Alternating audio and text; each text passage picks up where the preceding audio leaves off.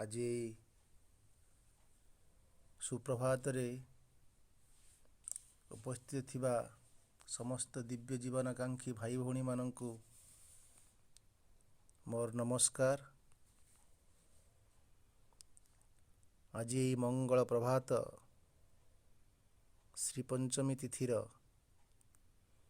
ଶୁଭ୍ର ସଙ୍ଗୀତମୟୀ ସେହି ଚାରୁ କଳାମୟୀ ସେ ବିଜ୍ଞାନମୟୀ ସେ ଅନନ୍ତ ସୁଷମାର ଯେ ସୁରଭିତ ରାଗିଣୀ ଧରି ବୀଣାରଞ୍ଜିତ ହସ୍ତରେ ପୃଥିବୀ ପୃଷ୍ଠକୁ ଅବତରଣ କରୁଛନ୍ତି ମା ସରସ୍ୱତୀ। ତାଙ୍କୁ ଆମେ ଅନ୍ତର ପ୍ରଦେଶରୁ ପ୍ରଣାମ କରିବା। ତାଙ୍କର ଶାନ୍ତ ସୁଶୀଳ କୋଟି ସୂର୍ଯ୍ୟର ଆଭା ଶୁଭ୍ରବସନ ପରିହିତା ସେ ସଙ୍ଗୀତମୟୀ ନିନାଦିନୀ ସଙ୍ଗୀତରେ ଛନ୍ଦ ରୂପରେ ଏହି ପୃଥିବୀ ପୃଷ୍ଠରେ ଅବତୀର୍ଣ୍ଣ ହୋଇ ଏ ବିଶ୍ୱର ଘନ ଅନ୍ଧକାରର ଏହି ଜଡ଼ଭୂମିର ଏକ ବିଶାଳ ପରିବର୍ତ୍ତନ କରିବା ପାଇଁ ଜୀବସତ୍ତାକୁ ଏକ ବିଜ୍ଞାନମୟ ସତ୍ତାରେ ରୂପାନ୍ତରିତ କରିବା ପାଇଁ ଜଡ଼ତାକୁ ଭାଙ୍ଗି ଅନନ୍ତ ଜ୍ଞାନ ଅନନ୍ତ ଶକ୍ତି ସେ ଅନନ୍ତ ସୁଷମାର ରୂପରାଜିକୁ ତାଙ୍କ ଛନ୍ଦମୟ ତୁଳି ଦ୍ୱାରା ସେ ହିଁ ଆଙ୍କିପାରିବେ। ଏହି ପରିବର୍ତ୍ତନ ବିମୁଖ ଜଡ଼ସତ୍ତାର ଜଡ଼ତାକୁ ଭାଙ୍ଗି ସେ ଅନନ୍ତ ଜ୍ଞାନର ଊର୍ଜା ପ୍ରକାଶିତ କରିବେ। ତାଙ୍କର ପ୍ରକାଶିତ ସେ ଅନନ୍ତ ଆନନ୍ଦର ସଙ୍ଗୀତମୟୀ ଝଙ୍କାର ଆମ ପ୍ରତ୍ୟେକଟିର ଜୀବସତ୍ତାର କୋଷାଣୁ ଭିତରେ ଝଟକି ଉଠୁଥିବ ସେ ଦିବ୍ୟ ଭୂମିର ସ୍ଫୁଲିଙ୍ଗ।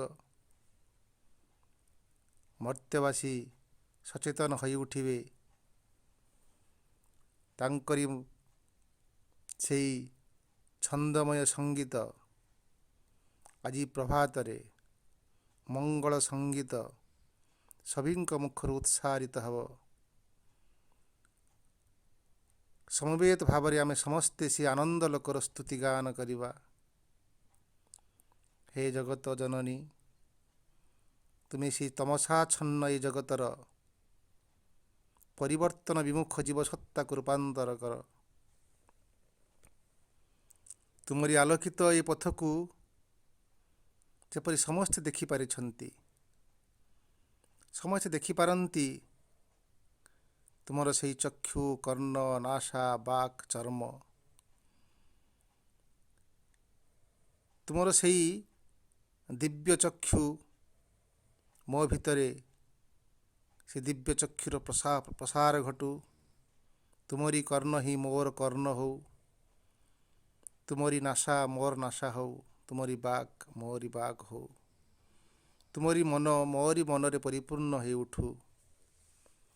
ମୁଁ ଯେପରି ଦିବ୍ୟାଲୋକରେ ଆଲୋକିତ ହୋଇପାରେ, ତୁମରି ପରମ ଜ୍ଞାନ ଲୋକକୁ ମୁଁ ଅନୁସରଣ କରିପାରେ, ତୁମକୁ ପ୍ରକାଶିତ କରିପାରେ। ହେ ବାଗ୍ଦେବୀ, ତୁମ ଚରଣ କମଳରେ ଆମର ସମସ୍ତ ଭକ୍ତିଭାବକୁ ଅର୍ପଣ କରି ଆମେ ସେହି ତୈତ୍ତିରୀୟ ଉପନିଷଦକୁ ଅଧ୍ୟୟନ କରିବା। ସେହି ତୈତ୍ତିରୀୟ ଉପନିଷଦର ମହାସମୁଦ୍ର ଭିତରେ ଆମେ ସନ୍ତରଣ କରିବା। ଏହି ସନ୍ତରଣ କରିବା ସହ ସେ ଉପନିଷଦୀୟ ଦର୍ଶନ ଭିତରୁ ତୁମର ସେ ସାରସ୍ୱତ ଶାମୁକା ଗୁଡ଼ିକୁ ସାଉଁଟି ନେବା, ଯାହା ଭିତରେ ପାଇବା ଆମେ ସେ ଦିବ୍ୟାନନ୍ଦର ଅନନ୍ତ ମୁକ୍ତା। ମହା ସରସ୍ୱତୀଙ୍କର ଆଜି ପ୍ରଭାତରେ ମୃଦୁମଙ୍ଗଳ ବୀଣାର ଝଙ୍କାର ତାଳେ ତାଳେ ଆମେ ସମସ୍ତେ ସେହି ମହାମନ୍ତ୍ରମୟୀ ବୀଜମନ୍ତ୍ର ଓଙ୍କାର ନାଦକୁ ଉଚ୍ଚାରଣ କରିବା ଓ ପରମା ଶକ୍ତିଙ୍କୁ ଆବାହନ କରିବା।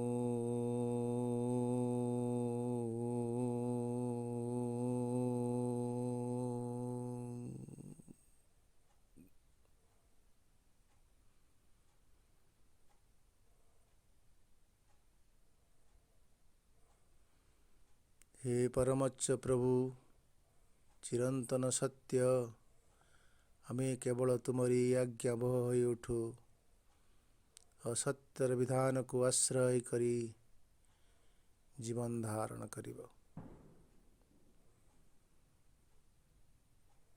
तुम्हें ही सत्य नित्य परम, तुम्हें ही सनातन, तुम्हें ही जीव सत्ता मध्यरे पुण्यात्मा ब्रह्ममय। आज महासरस्वतींकर এই ପୃଥିପୃଷ୍ଠରେ ପଦାର୍ପଣ, ସେ ଶୁଭ୍ର ପରିହିତା, ସେ ସୁନ୍ଦର ସୁଷମାର କୋଟି ସୂର୍ଯ୍ୟର ଆଭା ଆମ ହୃଦୟ ଭିତରେ, ଆମ ମନ ଗହନରେ ସେ ମହାଶକ୍ତିଙ୍କର ଆଭାକୁ, ତାଙ୍କର ତେଜକୁ, ତାଙ୍କର ଶକ୍ତିକୁ ଆହ୍ୱାନ କରିବା।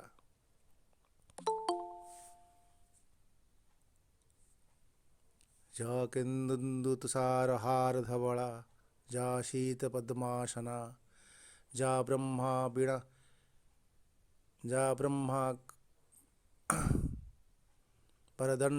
ବରଦଣ୍ଡ ମଣ୍ଡିତ କରା, ଯା ଶୁଭ୍ର ବସ୍ତ୍ରାବୃତା, ଯା ବ୍ରହ୍ମାଚ୍ୟୁତ ଶଙ୍କର ପ୍ରଭୃତି ଦେବୈ ସଦା ବନ୍ଦିତା, ସାମଂ ପାତୁ ସରସ୍ୱତୀ ଭଗବତୀ ଦେବୈ ନିଃଶେଷ ଜଡ୍ଡାପହା। ସେ ମହାସରସ୍ୱତୀଙ୍କର ଆବିର୍ଭାବ ଆମ ଭିତରେ ସମସ୍ତ ଜଡ଼ତାକୁ ବିଦୀର୍ଣ୍ଣ କରିଦେଉ। ମଣିଷ ଭିତରେ ଏକ ଚେତନାର ଏକ ପ୍ରବାହ ସଙ୍ଗୀତ ସମସ୍ତ ଭିତରେ ଝଙ୍କରିତ ହେଉ। ଆମେ ଯେପରି ତାଙ୍କରି ସେହି ଛନ୍ଦର ତାଳେ ତାଳେ ସେ ବିଜ୍ଞାନମୟ ଜଗତର ଅର୍ତ୍ତୁଙ୍ଗ ଭୂମିକୁ ଆମେ ଯେପରି ଆରୋହଣ କରିପାରୁ। ଆମେ ଉପନିଷଦର ବ୍ରହ୍ମାନନ୍ଦ ବଲ୍ଲୀ ଅଧ୍ୟୟନ କରି କରି ଚାଲିଛୁ। ଶ୍ରୀରାମକୃଷ୍ଣଙ୍କୁ ଭଗବାନଙ୍କ ସମ୍ପର୍କ ଯେତେବେଳେ ପଚରାଗଲା ଯେ ଭଗବାନ କେଉଁଠି ଅଛନ୍ତି, କିପରି ମିଳିବ, ସେ ସୁନ୍ଦର ଭାବରେ ତାର ଉତ୍ତର ଦିଅନ୍ତି, ତୁମେ ପିଆଜ ଦେଖିଛ? ପିଆଜ କେଉଁଠି ଅଛି ଅସଲ ପିଆଜ, ଯଦି ତୁମେ ଖୋଜିବାକୁ ଚାହିଁବ, ଯେମିତି ଗୋଟିଏ ପ୍ରସ୍ତ ପରେ ଗୋଟିଏ ପ୍ରସ୍ତ ତୁମକୁ ଖୋଲିବାକୁ ପଡ଼େ ଏବଂ ଯେତେ ପ୍ରସ୍ତ ଖୋଲୁଥିବ ଗୋଟେ ଗୋଟେ କୋଷ ବାହାରି ଯାଉଥିବ ଏବଂ ସେ କୋଷ ପରେ କୋଷ ଖୋଲି ଖୋଲି ଖୋଲି ଖୋଲି ଖୋଲି ଖୋଲି ଖୋଲି ଯାଉଥିବ, ଶେଷରେ ପାଇବ ଯେପରି କିଛି ନାହିଁ, ଗୋଟେ ଶୂନ୍ୟ। ଠିକ୍ ସେହିପରି ତୁମେ ଅନ୍ତର ଭିତରକୁ ଯେତେ ଖୋଲି ଖୋଲି ଯିବ, ପରସ୍ତ ପରେ ପରସ୍ତ ଖୋଲି ଖୋଲି ଯିବ, ତୁମ ଭିତର ଜଡ଼ତାକୁ ଯେତେ ଭାଙ୍ଗି ଭାଙ୍ଗି ଯିବ, ଭିତରକୁ କମଳ ସୁସ୍ୱାଦ ସୁଶୋଭାମଣ୍ଡିତ ଅବସ୍ଥାକୁ ତୁମେ ପ୍ରାପ୍ତ କରିବ। ପିଆଜର ଯେଉଁ ମଞ୍ଜିଟା ଯେପରି ଏତେ ସ୍ୱାଦକର, ଠିକ୍ ସେପରି ଜୀବନର ଅନ୍ତର୍ଭୂମିରେ ଅତି ସ୍ୱାଦକର, ଅତି ମଧୁମୟ, ଅତି ଆନନ୍ଦମୟ ଅମୃତମୟ। ଆମେ ଠିକ୍ ସେହିପରି ତୈତ୍ତରୀୟ ଉପନିଷଦ ବ୍ରହ୍ମାନନ୍ଦ ବଲ୍ଲୀ ଏକ ନୂତନ ବିବର୍ତ୍ତନ ଧାରାକୁ ଆଲୋଚନା କରିବାକୁ ଯାଇ ଆମକୁ ଏକ ଊର୍ଦ୍ଧ୍ୱକ୍ରମଣ ଯାତ୍ରାରେ ଗୋଟିଏ ପରେ ଗୋଟିଏ ପ୍ରସ୍ତକୁ ଖୋଲି ଖୋଲି ନେଉଛନ୍ତି। ସେଥିପାଇଁ ସେ ଅତି ନିମ୍ନତର ଭୂମିର, ଯେଉଁ ଭୂମିରେ ଏଇ ଜଡ଼ ଜଗତ ଜୀବଜଗତ ତାଙ୍କ ଜୀବନକୁ ଜୀବ ସତ୍ତାକୁ ନେଇ ବଞ୍ଚିଛନ୍ତି, ସେଟା ହେଉଛି ରୂପଗତ ଜଗତ, ତାହାକୁ ଅନ୍ନମୟ ଜଗତ ବୋଲି ଆଲୋଚନା କଲେ। ସେ ଅନ୍ନମୟ କୋଷ ଏଇ ଜଗତର ଚୂଡ଼ାନ୍ତ କୋଷ ଭାବରେ ରହିଛି। ଏଇଠି ସମଗ୍ର ଜଗତର ନିମ୍ନ ଭୂମିର ସମସ୍ତ ଜୀବସତ୍ତା ସେ କେବଳ ଏଇ ଅନ୍ନକୁ ଭରସା କରି ଜୀବନ ବଞ୍ଚିଛି। ସେ ଅନ୍ନକୁ ଖାଇ ତା ଶରୀର ବଢ଼ୁଛି, ତା ଶରୀର ବୃଦ୍ଧି ହେଉଛି। ଏଠି ତାର ସମସ୍ତ ତାର ଉଚ୍ଚାରଣ, ତାର କଥାବାର୍ତ୍ତା, ତା ଠାକୁର ସବୁକିଛି ଜଡ଼। ସେ ଠାକୁରକୁ ବି ସେ ଜଡ଼ ବୋଲି ସ୍ୱୀକାର କରେ। ସବୁ ସାକାର ରୂପ। ମଣିଷର ମନ ସେ ସାକାର ରୂପ ଛଡ଼ା ଅନ୍ୟ କିଛି ଦେଖିପାରେ ନାହିଁ ବା ବିଶ୍ୱାସ କରିପାରେ ନାହିଁ। କିନ୍ତୁ ଉପନିଷଦ ଆମକୁ ଏଇ ସାକାର ରୂପ ଭିତରେ, ଏଇ ଅନ୍ନମୟ ଜଡ଼ ଜଗତ ଭିତର, ଏଇ ଅନ୍ନମୟ ଜଗତକୁ ଯିଏ ଧାରଣ କରିଛି, ପୋଷଣ କରିଛି, ବର୍ଦ୍ଧନ କରୁଛି ଏବଂ ଶକ୍ତି ଊର୍ଜାରେ ପରିପୂର୍ଣ୍ଣ କରିଛି, ଯାହାକୁ ସର୍ବାୟୁଷମ୍ ବୋଲି ସେ କହୁଛନ୍ତି। ସେ ଆୟୁଷ ରୂପରେ ସେ ଅନ୍ନମୟ ଜଗତରେ ଥିବା ଯୋଗୁଁ ଅନ୍ନଟି ତିଷ୍ଠିକି ରହିଛି ଏବଂ ସେ ଅନ୍ନମୟ ଜଗତର ଆତ୍ମା ହେଉଛନ୍ତି ପ୍ରାଣମୟ। ପ୍ରାଣ, ସେ ପ୍ରାଣ ଶକ୍ତି ହିଁ ଅନ୍ନମୟ ଜଗତକୁ ପୂର୍ଣ୍ଣ କରି ରଖିଛି ଏବଂ ତାର ବର୍ଦ୍ଧନ କରୁଛି। ଏବଂ ସେ ହିଁ ଆତ୍ମା ରୂପରେ, ଅନ୍ନର ଆତ୍ମା ରୂପରେ, ସେ ଆୟୁଷ ରୂପରେ ସେ ରହିଛି। ତେଣୁ ଆମେ ଜଡ଼ର ପ୍ରତ୍ୟେକ ଜଡ଼ର ଏଠି ଯାହା ଦେଖୁଛେ ତାଙ୍କର ଗୋଟେ ଆୟୁଷ ରହିଛି। ଏଣୁ ସେ ଆୟୁଷ ଯେତେବେଳେ ସରିଯାଏ, ଅର୍ଥାତ୍ ପ୍ରାଣଶକ୍ତି ଯେତେବେଳେ ସରି ସରିଯାଏ, କମି କମି କମି କମି କମି କମି ଯାଏ, ତାର ଏଇ ଜୀବନୀ ଶକ୍ତି ମଧ୍ୟ କମି କମି ଯାଏ ଏବଂ ଜଡ଼ ବି ମଧ୍ୟ ଦୁର୍ବଳ ହେଇଯାଏ ଏବଂ ଶେଷରେ ସେ ନଷ୍ଟ ହେଇଯାଏ। ତେଣୁ ଏଇ ଆୟୁଷର ମଧ୍ୟ ଏକ ଲିମିଟେସନ୍ ରହିଛି, ଏଇ ପ୍ରାଣର ମଧ୍ୟ ଏକ ଲିମିଟେସନ୍ ରହିଛି ଏବଂ ସେ ମୂଳ ପ୍ରାଣକୁ ସେ ଫେରିଯାଏ ଏବଂ ଏଇ ଜଡ଼ର ଗୋଟେ ଆବିର୍ଭାବ ହୁଏ ଏବଂ ତାର ସମାପ୍ତି ଘଟେ।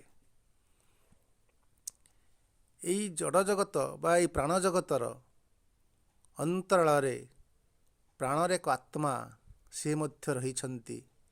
ସେ ହେଉଛନ୍ତି ମନ, ମନମୟ ପୁରୁଷ। ଏଇ ମନମୟ ପୁରୁଷ ହିଁ ପ୍ରାଣମୟ ପୁରୁଷ ଭିତରେ ଥିବା ଆତ୍ମା। ସୁନ୍ଦର ଭାବରେ ମୁଣ୍ଡକ ଉପନିଷଦରେ ଅଛି ଯେ ଏଇ ଜଗତ ସୃଷ୍ଟି ହେବା ପୂର୍ବରୁ, এই ପ୍ରାଣମୟ ଜଗତ ଏବଂ ଏ ଅନ୍ନମୟ ଜଗତ ହେବା ସୃଷ୍ଟି ପୂର୍ବରୁ ସର୍ବପ୍ରଥମେ ଆଗେ ମନମୟ ଜଗତକୁ ସେ ସୃଷ୍ଟି କରିଥିଲେ। ସେ ବିଶ୍ୱ ମନକୁ এই ପୃଥିବୀପୃଷ୍ଠରେ ଯେତେବେଳେ ଅବତରଣ କରାଇଲେ, ଏ ବିଶ୍ୱ ମନ ହିଁ এই ଜଡ଼ମୟ ଜଗତ ଏବଂ ପ୍ରାଣମୟ ଜଗତର ଆବିର୍ଭାବର ଦାୟୀ ବା ସେ ହିଁ କାରକ ରୂପରେ ଏ ଜଡ଼ ଜଗତ ଏ ମନ ଜଗତକୁ, ଏ ପ୍ରାଣ ଜଗତକୁ ସେ ଆଣିଛନ୍ତି।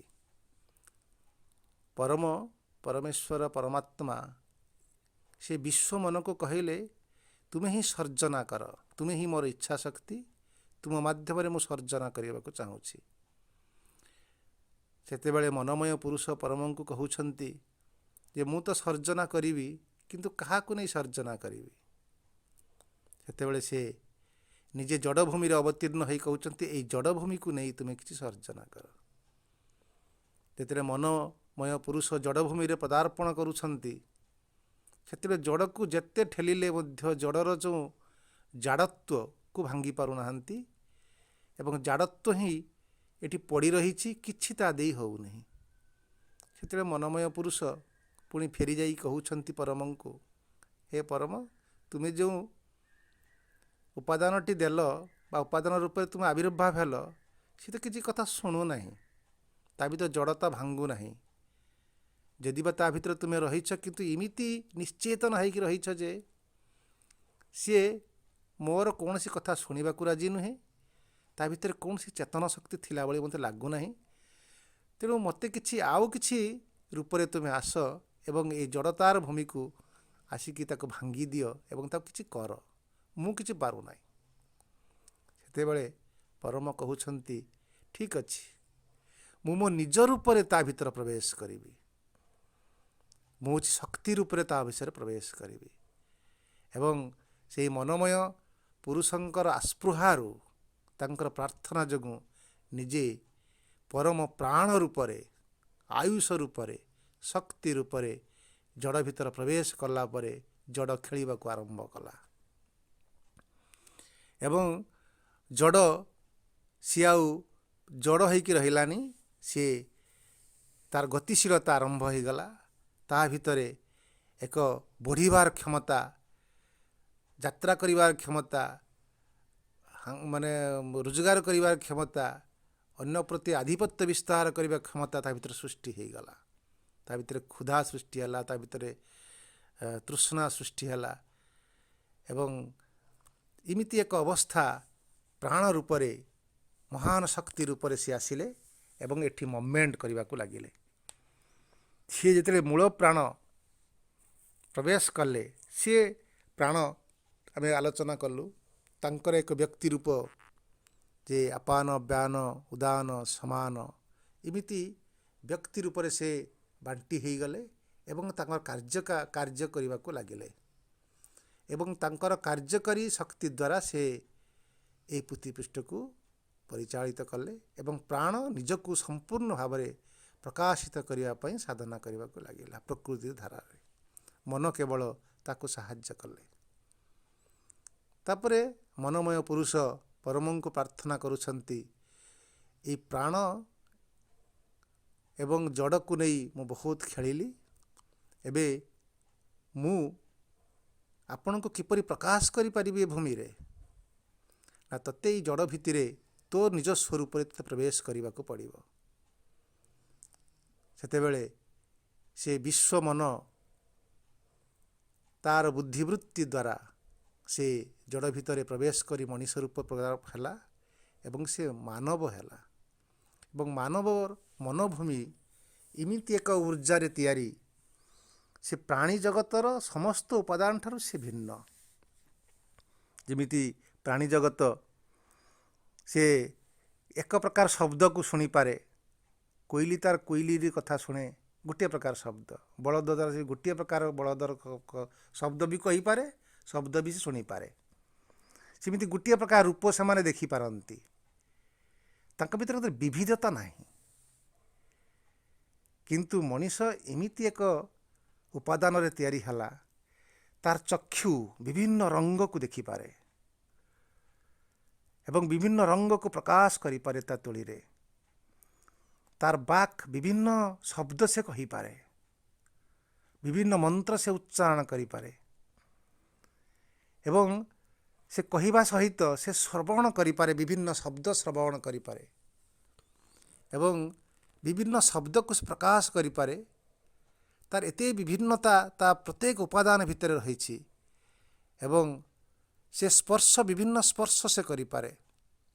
ଏଇ ଯେଉଁ ବିଭିନ୍ନତାକୁ ସ୍ପର୍ଶ କରି ସେ ପ୍ରତ୍ୟେକ ବିଭିନ୍ନତାକୁ ଗୋଟେ ଗୋଟେ ଅଲଗା ଅଲଗା ଭାବରେ ବିଭକ୍ତ କରିଦେଇ ତାର ଯେଉଁ ବ୍ରେନ୍ ସେଲ୍ ଭିତରକୁ ପ୍ରବେଶ କରି ଦେଇପାରେ ଯେ ଏଇଟା ଅମୁକ ସଙ୍ଗୀତ, ଏଇଟା ଅମୁକ ରାଗ, ଏଇଟା ଅମୁକ ଜିନିଷ ସ୍ପର୍ଶ କରି କହେ। ଏମିତି ବିଭିନ୍ନ ଭେରାଇଟିଜ୍ ଉପାଦାନ କରିକି ତିଆରି କରି ମଣିଷକୁ ସୃଷ୍ଟି କଲେ ଯେ ମଣିଷର ମନ ସେ ବିଭିନ୍ନତାକୁ ଦେଖିବାକୁ ଆରମ୍ଭ କଲା ଏବଂ ବିଭିନ୍ନତାକୁ ଭିନ୍ନ ଭିନ୍ନ ରୂପରେ ତାକୁ ଚିହ୍ନିବାକୁ ଆରମ୍ଭ କଲା ଏବଂ ସମସ୍ତଙ୍କୁ ମିଶ୍ରଣ କରିବାର କ୍ଷମତା ତା ପାଖରେ ଯଦି ବା ନାହିଁ, ସିଏ ଏକ ଅନ୍ୟ ଏକ ଉପାଦାନ ବା ବୁଦ୍ଧିବୃତ୍ତିର ସାହାଯ୍ୟ ନେଇ ଏ ବିଭିନ୍ନତା ଭିତରେ ସେ ଏକତାକୁ ଖୋଜିବାକୁ ଆରମ୍ଭ କରୁଛି। ତେଣୁ ସେ କ'ଣ କରୁଛି ନା ତାର ଏକତା ପାଇଁ ସେ ତାର ପୁରୁଷକୁ ସାହାଯ୍ୟ ନେଉଛି। ସେ ପୁରୁଷ ରୂପରେ ସେ ଅଛନ୍ତି ଭିତରେ। ତ ପ୍ରତୀକାତ୍ମକ ଭାବରେ ଉପନିଷଦ କହୁଛନ୍ତି ସେ ତାର ମୁଣ୍ଡ ହେଉଛନ୍ତି ଯଜୁର୍ବେଦ। ଏବଂ କାହିଁକିନା ଏଠି ସେ କର୍ମ ଏବଂ ଜ୍ଞାନ ରୂପରେ ଏଠି ପ୍ରକାଶିତ ହେଉଛନ୍ତି। କର୍ମ ଏବଂ ଜ୍ଞାନ ଦ୍ୱାରା ତାର ମନ ଏଠି ନିଜର ଭୂମିକୁ ସେ ପ୍ରକାଶିତ କରୁଛି। ତେଣୁ କର୍ମର ଏବଂ ଜ୍ଞାନର ଭୂମି ହେଉଛି ବୈଦିକ ଭୂମି ଏବଂ ବୈଦିକ ଭୂମି ହେଉଛି ତାର ରୂପ, ମନର ଗୋଟେ ରୂପ। ତେଣୁ ଗୋଟେ ମନକୁ ଯଦି ପ୍ରକାଶ କରିବାକୁ ଯଦି ମଣିଷ ପୂର୍ଣ୍ଣ ଭାବରେ ପ୍ରକାଶ କରିବାକୁ ଇଚ୍ଛା କରିବ, ତାହେଲେ ବୈଦିକ ବା ବେଦର ଯେଉଁ ମନ୍ତ୍ର ଏବଂ ତାର ଅନୁଶାସନ ରହିଛି ତାକୁ ଯଦି ପାଳନ କରେ, ତାହେଲେ ସେ ପୂର୍ଣ୍ଣ ରୂପରେ ଗୋଟେ ମନୋଭୂମିକୁ ସେ ପ୍ରକାଶ କରିପାରିବ। ସେଥିପାଇଁ ମନୋମୟ ପୁରୁଷର ଯେଉଁ ମଣିଷ ରୂପକୁ ସେ ଆଲୋଚନା କଲେ, ସେ ମଣିଷ ରୂପ ହେଉଛି ତାର ଯେ ତାର ଶରୀର, ତାର ମନ, ତାର ଶରୀର ହେଉଛନ୍ତି ତାର ମନ, ତାର ମସ୍ତିଷ୍କ ହେଉଛନ୍ତି ସେ ଯଜୁର୍ବେଦ ଏବଂ ଋଗ୍ବେଦ ତାର ବାମ ପକ୍ଷ, ସାମବେଦ ଦକ୍ଷିଣ ପକ୍ଷ ଏବଂ ତାର ପୁଚ୍ଛ ହେଉଛନ୍ତି ଅଥର୍ବବେଦ ଏବଂ ଆତ୍ମା ହେଉଛନ୍ତି ନିଜେ ସେ ହେଉଛନ୍ତି ସେ, କାହିଁକି ଆତ୍ମା ହିଁ ତାର ଶରୀର। ଏଇ ମନୋମୟ କୋଷର ଯେଉଁ ବିଭିନ୍ନତା, ଏ ବିଭିନ୍ନତାର ଉପାଦାନ ଦ୍ୱାରା ତାର ବାକ୍, ଏଠି ବାକ୍ ଶବ୍ଦଟି ବେଶୀ ବ୍ୟବହାର ସେ କରିଛନ୍ତି, ଯତ ବାଚା ନିବର୍ତ୍ତନ୍ତେ। ଅର୍ଥାତ୍ ମନ ସେ ବାକ୍ ଦ୍ୱାରା ଖାଲି ପ୍ରକାଶିତ କରେ। ଏଠି ବାକ୍ ଶବ୍ଦଟି ଗୋଟେ ଇନ୍ଦ୍ରିୟର ଗୋଟେ ଉର୍ଜାକୁ ଆଲୋଚନା କରିବା ସହ, ତେଣୁ ବାକ୍ ସହିତ ଅନ୍ୟ ଇନ୍ଦ୍ରିୟ ଦ୍ୱାରା ସେ ପ୍ରକାଶିତ କରିବା ପାଇଁ ଚାହେଁ ମନ। କିନ୍ତୁ ସେ ତାର ଏକ ଲିମିଟେସନ୍ ରହିଛି, ବାକ୍ର ଲିମିଟେସନ୍ ରହିଛି, ଦର୍ଶନର ଲିମିଟେସନ୍ ରହିଛି, ମନର ଭୂମିରେ ତାର ସବୁ ଯେ ଇନ୍ଦ୍ରିୟର ଯେଉଁ ପାରସେପସନ୍ର ଗୋଟେ ଲିମିଟେସନ୍ ରହିଛି। ତେଣୁ ମନ ଏଇ ତାର ଇନ୍ଦ୍ରିୟର ଭୂମିକୁ ପ୍ରୟୋଗ କରି ଅପ୍ରାପ୍ୟ ସେ ପ୍ରାପ୍ତ କରିପାରୁନାହିଁ। ସେତେବେଳେ ସେ ନିବର୍ତ୍ତନ୍ତେ, ବାଚା ନିବର୍ତ୍ତନ୍ତେ, ବାଚୋ ନିବର୍ତ୍ତନ୍ତେ, ବାଚ ସହିତ ଚକ୍ଷୁମତ୍ତ ନିବର୍ତ୍ତନ୍ତେ, ସମସ୍ତ ଇନ୍ଦ୍ରିୟମାନେ ସେମାନେ ଆଉ ପାଇପାରୁନାହାନ୍ତି, ସେମାନେ ନିବର୍ତ୍ତନ ହେଉଛନ୍ତି। ଏଇ ନିବର୍ତ୍ତନଟା ସମ୍ପୂର୍ଣ୍ଣ ଗୋଟେ ସୁସ୍ଥ ପ୍ରକ୍ରିୟା ମନର। ମନ ଯେତେବେଳେ ପାଉନାହିଁ, ସେତେବେଳେ ସରେଣ୍ଡର କରୁଛି ଏବଂ ସେ ନିଜକୁ ପରମଙ୍କଠାରେ ସମର୍ପଣ କରୁଛି ଯେ ମୁଁ ପାଇପାରୁନାହିଁ। ତାର ଅକ୍ଷମତାକୁ ଯେତେବେଳେ ପ୍ରକାଶ କରୁଛି, ସେତେବେଳେ ଆନନ୍ଦଂ ବ୍ରହ୍ମଣଂ ବିଦ୍ୱାନ୍, ଏବଂ ସେହି ପ୍ରକୃତରେ ବିଦ୍ୱାନ୍ ଯେଉଁମାନଙ୍କର ମନ ସେ ଅପ୍ରାପ୍ୟତାକୁ ସ୍ୱୀକାର କରେ ଏବଂ ନିବର୍ତ୍ତିତ ହୋଇ ପରମଙ୍କୁ ସରେଣ୍ଡର କରେ, ସେହି ହିଁ ବିଦ୍ୱାନ୍ ସେ ଆନନ୍ଦମୟ ଜଗତରେ କୁ ସେ ଆହ୍ୱାନ କରୁଛି। ସେହି ବିଦ୍ୱାନ୍, କାହିଁକିନା ସେ ମନର ଭୂମିର ଯେଉଁ ସୁଖ, ସେ ସୁଖ ଦ୍ୱାରା ସେ ସୀମାବଦ୍ଧ ହୋଇ ରହିବାକୁ ଚାହୁଁନାହିଁ। ତେଣୁ ସେହି ପ୍ରକୃତରେ ବିଦ୍ୱାନ୍ ସେ ସୁନ୍ଦର ଭାବରେ ସେ କହୁଛନ୍ତି ଯେ the speech and mind fail to grasp and or experience the supreme Brahman in the ମନୋମୟ କୋଷ। ତେଣୁ ସେ ଫେଲ୍ ହେଇଯାଉଛି, ସେ ଅଣ୍ଡାଳି ଅଣ୍ଡାଳି ଖୋଜିକି ପାଉନାହିଁ ସେ ସୁପ୍ରିମ ବ୍ରହ୍ମଙ୍କୁ ମନୋମୟ କୋଷ ଭିତରେ। ଦେ ହେଭ୍ ଦେୟାର ଲିମିଟେସନ୍, ତାଙ୍କର ଗୋଟେ ଲିମିଟେସନ୍ ରହିଛି। But Brahman is limitless, the Brahman is also too subtle for them. ତେଣୁ ସେମାନଙ୍କ ଲିମିଟେସନ୍ ଲିମିଟଲେସ୍କୁ ଚିହ୍ନି ପାରିବ ନାହିଁ। ଏବଂ ବ୍ରହ୍ମ ଏକ ସ୍ଥୂଳ, କିନ୍ତୁ ବ୍ରହ୍ମ ହେଉଛି ସବଟଲ୍, ସେ ସୂକ୍ଷ୍ମ, କିନ୍ତୁ ମନ ହେଉଛି ସ୍ଥୂଳ। ସ୍ଥୂଳ କେବେ ସୂକ୍ଷ୍ମକୁ ଚିହ୍ନି ପାରିବ ନାହିଁ, ତାର ଲିମିଟେସନ୍ ରହିଛି। ତେଣୁ therefore furthermore no way to can speech and mind with their own subject to object to the same time। ତେଣୁ ମନ ଆଉ ସ୍ପିଚ୍, ଅନ୍ୟ ଇନ୍ଦ୍ରିୟ ମାନେ ସେମାନେ ସେ ଏକା ସମୟରେ ତାଙ୍କୁ ପ୍ରାପ୍ତ କରିପାରୁନାହାନ୍ତି, ତାଙ୍କର ସେ ବାଟ ପାଇପାରୁନାହାନ୍ତି। ତେଣୁ ସେମାନେ କ'ଣ କରୁଛନ୍ତି ନା ସାରେଣ୍ଡର କରୁଛନ୍ତି, ନିବର୍ତ୍ତନ ହେଇଯାଉଛନ୍ତି। ତେଣୁ ବିଦ୍ୱାନ ଯିଏକି ଏ କଥାକୁ ଏକ୍ସପିରିଏନ୍ସ ନେଇ ସାରିଲା ପରେ, ହୁଇଜ୍ ବିଦ୍ୱାନ ସେ ଲେଖୁଛନ୍ତି Vivekananda, one who has experienced glimpse of self knowledge they are ବିଦ୍ୱାନ। ତେଣୁ ତାଙ୍କର ଆତ୍ମଜ୍ଞାନ ଯାହାଙ୍କ ଭିତରେ ରହିଛି ସେ ହିଁ ବିଦ୍ୱାନ। ତେଣୁ ସିଏ ଦେଖୁଛି ଏଠି ସେ ପାଇପାରୁନାହିଁ, ତେଣୁ ସିଏ କ'ଣ କରୁଛି ନା ଆତ୍ମା ଭିତରକୁ ପ୍ରବେଶ କରିଯାଉଛି। ତେଣୁ ସେ ଦେଖୁଛି ଯେ ଆତ୍ମା ହିଁ ତା ଭିତରେ ଆଉ କିଏ ରହିଛନ୍ତି ଯିଏକି ଆମର ତାଙ୍କର ସେ ପରମ ବିଷୟରେ ସେ ସନ୍ଧାନ ଦେଇପାରିବ। ତେଣୁ ଯେତେବେଳେ ସେ ତାଙ୍କୁ ପ୍ରାପ୍ତ କରୁଛି ସେତେବେଳେ ସେ ଦେଖୁଛି ତସ୍ୟୈଷ ଏବ ଶରୀର ଆତ୍ମାୟ ପୂର୍ବସ୍ୟ, ସେଇ ଶରୀର ଭିତରେ, ସେଇ ପୂର୍ବସ୍ୟ ଅର୍ଥାତ୍ ଏଠି ପ୍ରାଣର ଶରୀର ଭିତରେ ମନମୟ ଆତ୍ମା ସେ ପୂର୍ଣ୍ଣ ହୋଇକି ରହିଥିଲେ ଏବଂ ସେଇ ମନମୟ ଆତ୍ମା ଭିତରେ ଆଉ କିଏ ରହିଛନ୍ତି ବୋଲି ସେ ଅନୁସନ୍ଧାନ କରିଥିଲେ। ସେହି ବିଷୟରେ ଆଜି ଆମେ ପଠନ କରିବା। ଚତୁର୍ଥ ଅନୁବାକର ଦ୍ୱିତୀୟ ମନ୍ତ୍ର।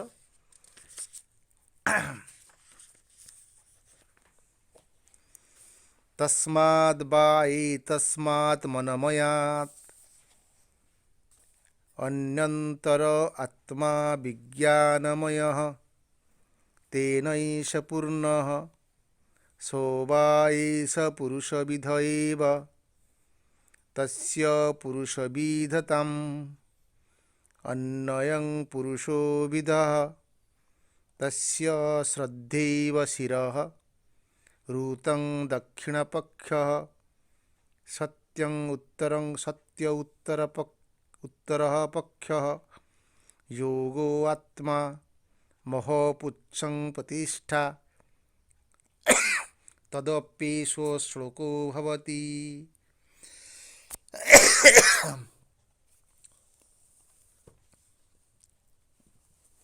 ସୁନ୍ଦର ଭାବରେ ସେ କହୁଛନ୍ତି, ତସ୍ମାଦ୍ ବା ଏତସ୍ମାତ୍ ମନମୟାତ୍ ଅନ୍ୟନ୍ତର ଆତ୍ମା ବିଜ୍ଞାନମୟ ତନୈଷ ପୂର୍ଣ୍ଣ। ଯେତେବେଳେ ମନ ଅପ୍ରାପ୍ୟ କରି ସେ ନିଜକୁ ନିବର୍ତ୍ତନ କରୁଛି, ସରେଣ୍ଡର କରୁଛି, ସେତେବେଳେ ମନକୁ ଏତସ୍ମାତ୍ ମନମୟାତ୍, ଏଇ ମନମୟ ଏତତ୍ ସେଇ ମନମୟ ଭିତରୁ, ଏତସ୍ମାତ୍ ମନମୟାତ୍ ସେ ମନମୟ ଭିତରୁ, ତାର ଯେଉଁ ପ୍ରାକୃତିକ ରୂପ, ମନର ଯେଉଁ ଶାରୀରିକ ରୂପ ଭିତରେ ଅନ୍ୟନ୍ତର ଆତ୍ମା ଯେ ସ୍ୱତନ୍ତ୍ର ଭାବରେ ଅନ୍ୟ ରୂପରେ ରହିଛି, ଅନ୍ୟ ଅନ୍ତର ରୂପରେ ରହିଛନ୍ତି, ଭିନ୍ନ ରୂପରେ ରହିଛନ୍ତି, ସ୍ୱତନ୍ତ୍ର ହେଇକି ରହିଛନ୍ତି, ଯିଏ ମନକୁ ତିଆରି କରିଛନ୍ତି ଏବଂ ତାହାରି ମାଧ୍ୟମ ଦେଇ ମନ ଏ ପୃଥିବୀ ପୃଷ୍ଠକୁ ଆସିଛନ୍ତି ମନମୟ ପୁରୁଷ। ସେଇ ଆତ୍ମା ହେଉଛନ୍ତି କିଏ ନା ବିଜ୍ଞାନମୟ। ସେ ମନମୟ ଭିତରେ ଆତ୍ମା ରୂପରେ ବିଜ୍ଞାନମୟ ରହିଛନ୍ତି ଏବଂ ସେ ତେନୈଷ ପୂର୍ଣ୍ଣ, ସେ ମନମୟ ସେ ବିଜ୍ଞାନମୟ ଦ୍ୱାରା ପୂର୍ଣ୍ଣ ହୋଇ ରହିଛନ୍ତି, ସେ ନଲେଜ ଦ୍ୱାରା ପୂର୍ଣ୍ଣ ହୋଇକି ରହିଛନ୍ତି, ସେ ପ୍ରଜ୍ଞାନ ଦ୍ୱାରା ପୂର୍ଣ୍ଣ ହୋଇକି ରହିଛନ୍ତି, ବିଜ୍ଞାନ ଦ୍ୱାରା ପୂର୍ଣ୍ଣ ହୋଇକି ରହିଛନ୍ତି। ସୋଏବା ଏବ ପୁରୁଷୋବିଦ,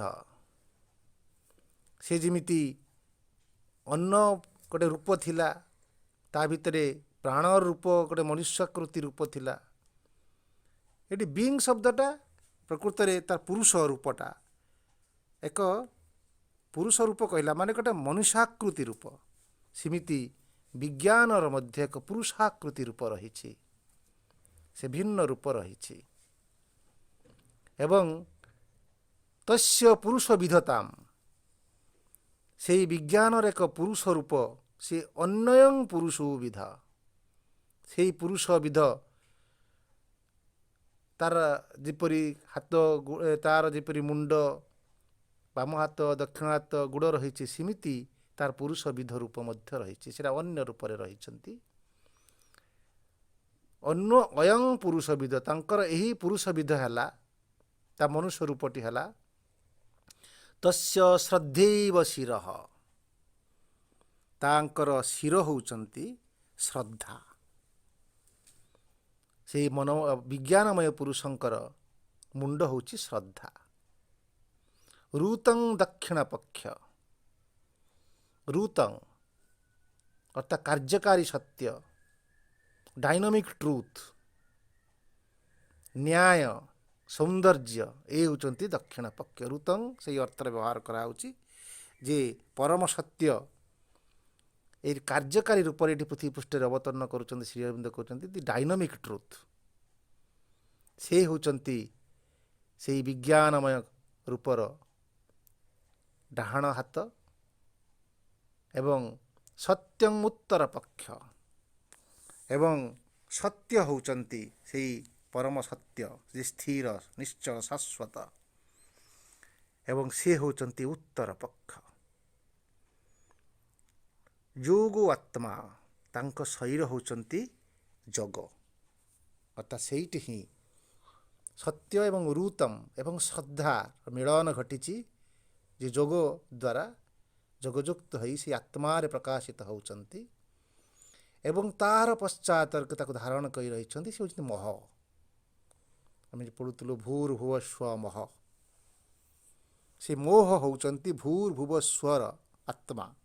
ସେମିତି ସେହି ଭୂର୍ଭୁବ ସ୍ୱକୁ ଯେମିତି ଧାରଣ କରିଛନ୍ତି ଏବଂ ତାଙ୍କର ଯେ ମାଲିକ, ତେଣୁ ସେଇଠି ସେ କହୁଛନ୍ତି ସେଇ ମହ, ସେ ହେଉଛନ୍ତି ପୁଚ୍ଛଂ ପ୍ରତିଷ୍ଠା। ସେ ହିଁ ଏ ସମସ୍ତଙ୍କୁ ସତ୍ୟ ଋତମ୍ ଏସବୁକୁ ପରିଚାଳିତ କରୁଛନ୍ତି ଏବଂ ସେଇଠି ସମସ୍ତଙ୍କର ମିଳନ ଘଟିଛି। ସେଇ ମହ ହେଉଛନ୍ତି ପୁଚ୍ଛଂ, ସେ ହେଉଛି ଲାଞ୍ଜ। ତସ୍ୟୈଷ ଶ୍ଳୋକୋ ଭବତି, ତଦପ୍ୟେଷ ଶ୍ଳୋକୋ ଭବତି। ଏହି ହେଉଛି ଏହା ହିଁ ଏହି ଶ୍ଳୋକର ଉଦ୍ଦେଶ୍ୟ। ଏହି ନିମ୍ନୋକ୍ତ ଶ୍ଳୋକର ଏହା ହିଁ ପ୍ରକୃତର ବିଷୟ। ତେଣୁ ଏଇଠି ସେ ବିଜ୍ଞାନମୟ ସତ୍ତା ଯେ ମନୋମୟ ପୁରୁଷଙ୍କର ଆତ୍ମା ରୂପରେ ସେ ବିଦ୍ୟମାନ ଅଛନ୍ତି ଏବଂ ସେ ପୂର୍ଣ୍ଣ କରି ରହିଛନ୍ତି, ସେଇଠି ହିଁ ପ୍ରକୃତ ସତ୍ୟ ଋତମ୍ ଯୋଗ ଏବଂ ସେହି ପରମଙ୍କର ମୋହ ଭୂମିଟି ପ୍ରତିଷ୍ଠିତ ହୋଇକି ରହିଛି। ତାଙ୍କର ଭୂମିଟି ହେଉଛି ମୋହ ଏବଂ ପ୍ରତ୍ୟେକଙ୍କୁ ଗୋଟେ ରୂପ ସେ ପ୍ରଦାନ କରୁଛନ୍ତି। ଯେ ଆମେ ଯେଉଁ ବିଙ୍ଗ ବା ପୁରୁଷ ବୋଲି କହୁ, ତାଙ୍କର ଏକ ପୁରୁଷାକାର ରୂପଟେ ରହିଛି। ସତ୍ୟର ମଧ୍ୟ ଏକ ଭୂମିଟି ରହିଛି, ଋତଙ୍ଗର ଏକ ଭୂମି ମଧ୍ୟ ରହିଛି ଏବଂ ଶ୍ରଦ୍ଧାର ମଧ୍ୟ ଭୂମି ଏକ ରହିଛି। ତେଣୁ ବେଦରେ ଶ୍ରଦ୍ଧାଙ୍କୁ ଦେବୀ ବୋଲି ମଧ୍ୟ କୁହାଯାଇଛି। ଶ୍ରଦ୍ଧା ଦେବୀ ନମସ୍ତୁତେ, ବା ଚଣ୍ଡୀରେ ବର୍ଣ୍ଣନା ଅଛି ଶ୍ରଦ୍ଧା ରୂପେ, ଯେ ତୁମେ ଶ୍ରଦ୍ଧା ରୂପରେ ଏଠି ଆସ। ଯା ଦେବୀ ସର୍ବଭୂତେଷୁ ଶ୍ରଦ୍ଧା ରୂପେ ସଂସ୍ଥିତାମ୍। ତେଣୁ ଶ୍ରଦ୍ଧା ରୂପରେ, ଶ୍ରଦ୍ଧାର ମଧ୍ୟ ଏକ ରୂପ ରହିଛି। ଯେତେବେଳେ ଶ୍ରଦ୍ଧା ମଣିଷ ଭିତରେ ପ୍ରବେଶ କରିବ, ଶ୍ରଦ୍ଧାର ଶବ୍ଦଟି ଅତି ଚମତ୍କାର ଶବ୍ଦ ଏବଂ ଗୀତା ଶ୍ରଦ୍ଧାକୁ ନେଇ ବହୁତ କଥା କହିଛି। କାହିଁକି ଶ୍ରଦ୍ଧା ଦ୍ୱାରା, ଶ୍ରଦ୍ଧା ହେଉଛି ଅବିଚଳ ବିଶ୍ୱାସ। ଶ୍ରଦ୍ଧାର ଅନ୍ୟ ଏକ ଅର୍ଥ ହେଉଛି ଏକ ଅବିଚଳ ବିଶ୍ୱାସ। ଆଉ ବିଶ୍ୱାସ ହିଁ ଗୋଟେ ମଣିଷ ଭିତରେ ଏକ ଖୁଣ୍ଟ, ଯାହାକୁ ସମଗ୍ରକୁ ସେ ଧାରଣ କରିଛି। ଶ୍ରଦ୍ଧା ଛଡ଼ାଟି କିଛି ନାହିଁ ଏବଂ ଯାହା ଭିତରୁ ଶ୍ରଦ୍ଧା ପଳେଇଯାଏ ସେ ନିଶ୍ଚିହ୍ନ ହୋଇଯାଏ। ଆଉ ଶ୍ରଦ୍ଧା ସହିତ ଏ ଶ୍ରଦ୍ଧାକୁ ଅବଲମ୍ବନ କରି ଋତଂ ଏବଂ ସତ୍ୟମ୍, ଏ ଦୁଇଟି ପକ୍ଷ ଏଠି ରହିଛନ୍ତି ଏବଂ ଶ୍ରଦ୍ଧା ଦ୍ୱାରା ହିଁ ଏ ଋତଂ ଏଠି ପ୍ରକାଶ ହେଉଛନ୍ତି, ସତ୍ୟମ୍ ଏଠି ପ୍ରକାଶ ହେଉଛନ୍ତି ଏବଂ ଯୋଗ ଆତ୍ମା ଏବଂ এই ଶ୍ରଦ୍ଧା ଯୋଗୁଁ ହିଁ ଏଠି ଯୋଗ ସେ ଆତ୍ମା ରୂପରେ, ଶରୀର ରୂପରେ ଏଠି ବିଜ୍ଞାନମୟ ଭୂମିରେ ରହିଛନ୍ତି ଏବଂ ମୋହ ଏମାନଙ୍କୁ ପରିଚାଳିତ କରୁ। ପୁଚ୍ଛ ହେଉଛି ପରିଚାଳନା କରିବା। ଯେମିତି ଏରୋପ୍ଲେନ୍ର ଯେଉଁ ପଛର ପୁଚ୍ଛଟି ଥାଏ, ସେ ହିଁ ତାର ଷ୍ଟିୟାରିଂ।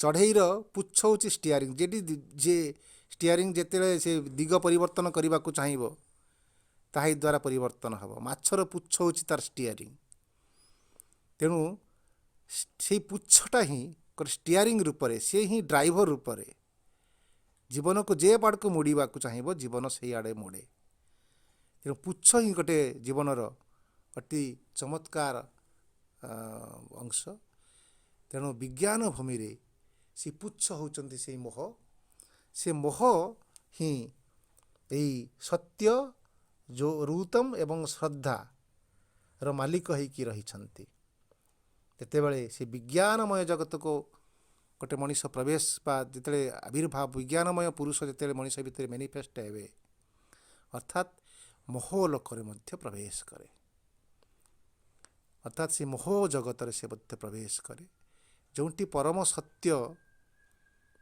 श्रीमता कहते से ही डिस्क्रिमिनेटिंग आरंभ कर विभेद आरंभ कर निजे एक थिले से पूर्ण थिले एवं से पूर्ण रूपटी हूँ मोहलोक से पूर्ण से सत्य श्रद्धा रुतम से पूर्ण होइकी समस्ते अछंती से भूमि से मन प्राण शरीर देवदेवी जगत ये सबू किछि से मोह जगत से विभेद होती ब्रह्मा विष्णु महेश्वर जे सबू आम कहू ये सबू मोह जगत से माने भिन्नता ईश्वर रूपटी आरंभ होइछि देव रूपटी आरंभ होइछि तेणु मोह ही सबू रूपर श्रेष्ठ रूप ताकू लेटेंट पॉइंट बोली कहा जाए जोठी से पूर्ण जोठी से विच्छिन्न तेणु सेठी सत्य जे मनभूमि को विच्छिन्न होइचंती मनमय पुरुष रे मनमय पुरुष द्वारा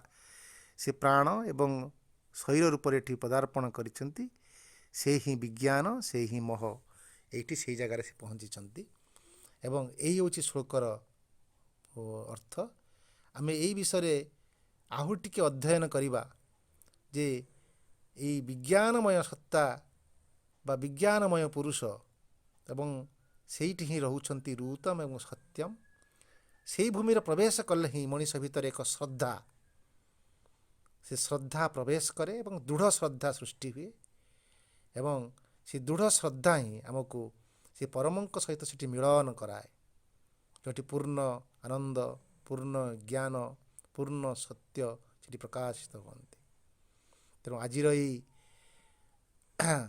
बाग्देवी आविर्भाव दिवस रे आम से मोहलोकर से विज्ञानमय पुरुषंकर जो परिचय पद पाउछु एवं तांको आम हृदय भितर ध्यान करवा एवं यही कथा को नहीं आलोचना करवा रब भाई आपण आलोचना आरंभ करंतु